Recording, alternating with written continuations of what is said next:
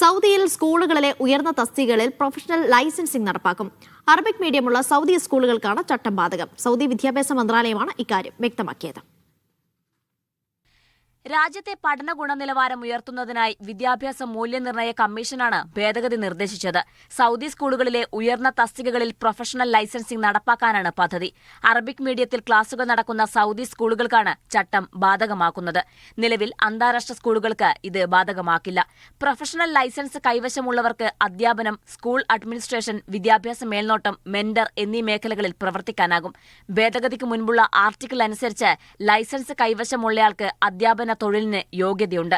അധ്യാപകർ, വിദ്യാഭ്യാസ സൂപ്പർവൈസർമാർ, school പ്രിൻസിപ്പൽമാർ, vice പ്രിൻസിപ്പൽമാർ, student കൌൺസിലർമാർ എന്നിവരാണ് ഉയർന്ന തസ്തികകളിൽ പരിഗണിക്കുക. ലൈസൻസ് കാലാവധി കഴിഞ്ഞ ശേഷം 2 വർഷത്തിനുള്ളിൽ ലൈസൻസ് പുതുക്കിയില്ലെങ്കിൽ പുതിയ അപേക്ഷയായാണ് കണക്കാക്കുക. പിന്നീട് പുതുക്കുന്നതിന് ലൈസൻസ് ലെവൽ അനുസരിച്ച് പ്രൊഫഷണൽ പരീക്ഷകളും ആവശ്യമാകും.